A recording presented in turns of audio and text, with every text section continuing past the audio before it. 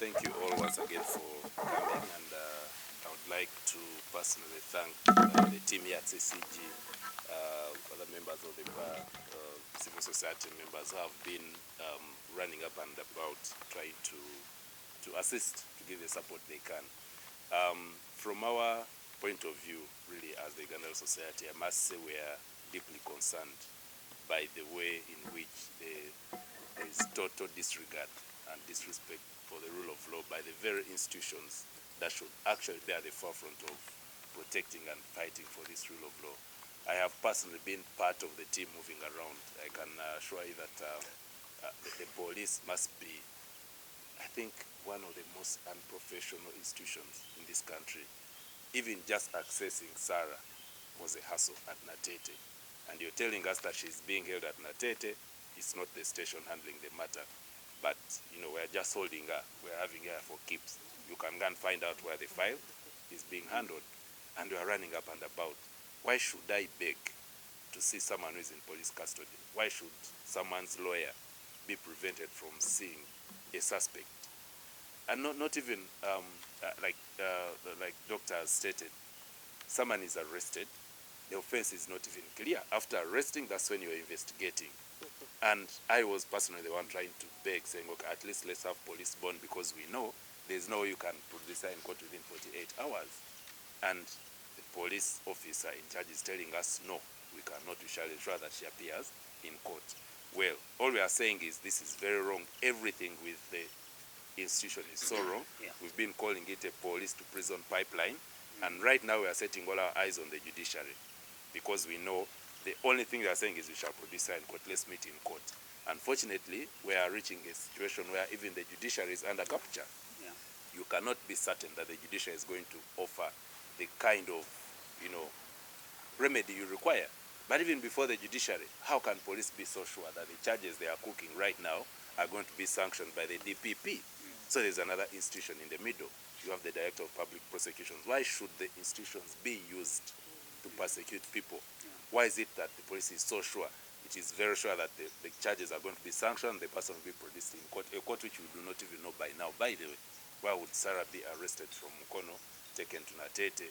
They are telling us the file or the charges are being preferred from CPS, which is KMP. Even the issue of jurisdiction. And we've noticed this is the way, this is the new normal, this is what has been happening. And as Uganda Society, we are saying there must be an end to this.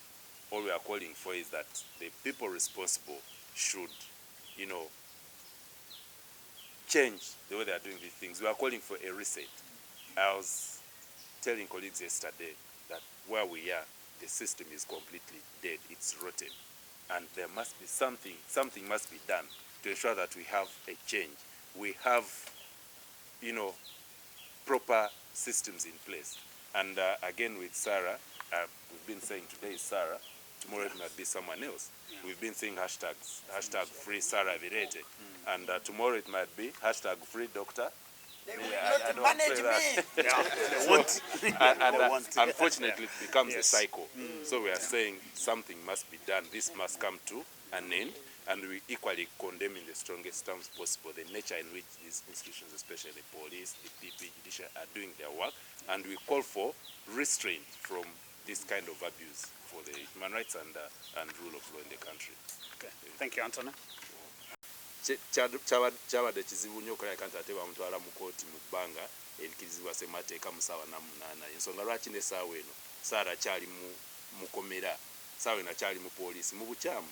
Ate ne tolanga poliisi baze bamenya amateeka gano, bakuba abantu, bakola bye baagala wabweru w'amateeka. So ffe tukivumirira ne sekuvumirira yenna, tugamba nti ebintu ebyo birina okukoma. Tuza wano tulaba abantu bagamba nti amakomera bantu bajjula, waliyo omujjuzo mu makomera. Bwongeza budgeti, babongedde ssente naye era tekisoboka. Looza omwaka gwagenze okugwako nga batugamba nti mukomera ekifo ekyandibaddemu omuntu omu kirimu abantu 8. Naye ate tulaba poliisi bakwata abantu ne babatereka.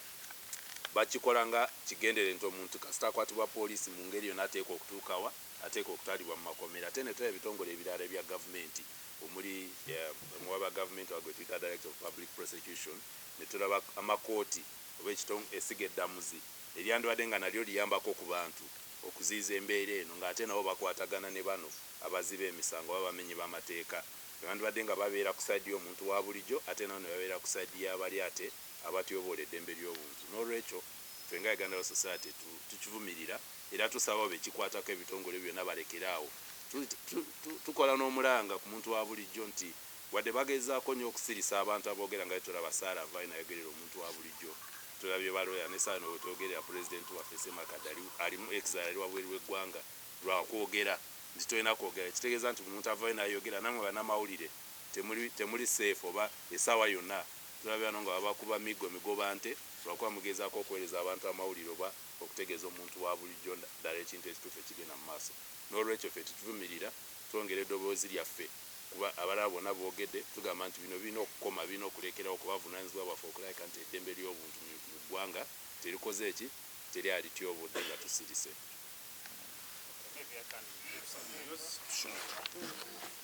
Okukaatiriza ensonga ya poliisi mu Uganda, ekitongole ekiteebwawo ssemateeka, ekitongole kya poliisi kiina ba officer oba bakikolera abali mu mitwalo nga 5. Munnayuganda omu bw'ati katugambe ng'ono omukyala yakwatiddwa Sarah Birete, tosobola kumukwata nga muli abantu emitwalo 5 abalina omulimu guno ogw'okunoonyereza ne mugamba nti temunategeera musango ki gwe mugenda mumuteekako. Era omulanga guno njagala gwolekeza eri omwami akulira ekitongole kino, mwami Abbas Byakagaba, nti bino ebintu ebikolebwa abantu okutoboola eddembe ly'abantu buli lukedde, walibeerawo obudde nga bwe babuuza nti ani yali akulira ekitongole kino nti yali omwami Abbas Byakagaba. Ate bino byenjogera tebiva mu bbanga, twakirabako mu budde bwa General Kale Kayihura eyalinga katonda wano mu Uganda, naye omwami oyo yakwatibwa ebyaddirira mwenna mwabiraba. Ate waliyo n'ebitongole international courts ebisobola okutunula mu nsonga zino ne bivunaana abantu bano bakola ebintu bino n'ababikulira. Ekirala okugamba nti gwe kyoli mu kukola order from above, ebyo byaggyibwawo emyaka egiyise nga 7 nti tokyasobola kwekwasa nti nze bantumye ate nga kye bakutumye kimenya amateeka. Gwe toli robot era naawe olina obwongo obukugamba nti kino si ye training gye nafuna. Ekisembayo, mwami Abbas Byakagaba, omulimu guno mu Uganda mulimu abantu miliyoni zikomerekeza mu miliyoni 5. Bw'oba ng'owulira nti okukuuma eddembe, okukuuma bannayuganda n'ebyabwe tosobola bituukiriza ng'amateeka ge balambika, abantu ne bakubibwa, abantu ne bayisibwa bubi buli lukedde, nga tosobola kukulira kitongole kino okukola ssemateeka nga bw'alambika oba nga Police Act bw'erambika. Lekulira, walivaayo omulala ayinza okukola omulimu ogwo. Naye okutuula awo abawa omusolo ne tukuwa uniforms, ne tukuwa emmotoka ensajja, ne tukuwa w'obeera awalungi ennyo, ne tukufacilitatinga mu buli ngeri, ate n'okola bino bannayuganda n'olemwa okutuukiriza ssemateeka bye obuvunaanyizibwa bwo nga bwe bulambika. Lekulira, kuba bw'otalekulira era obudde bujja kutuuka obuvunaanyizibwe nga ssekinnoomu nga mwami Kayihura bwe yavunaanyizibwa. Mwebale nnyo. Today it is Sarah, tomorrow it could be someone else. And I really wanted to mention that this is not really about Sarah, but it's rather an attack on freedoms, okay? It's an attack on freedoms of association, it's an attack on freedoms of speech, it's generally an attack on democracy in the country. And you know, the regime seems to be reading from the same script, because what they are doing now is exactly what they did in the last elections.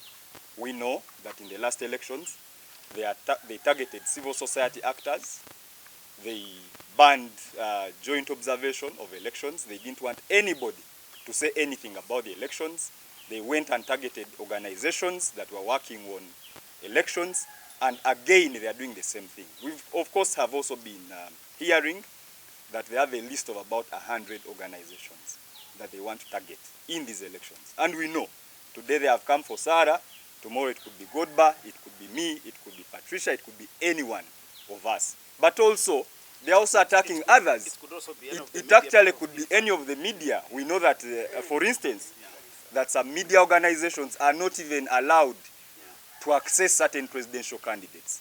We have heard that the media, I think it is the Media Council, which is supposed to accredit media organizations, has intentions to not accredit some organizations to monitor these elections. So it's generally an attack on democracy actors. It is also an attack on citizens.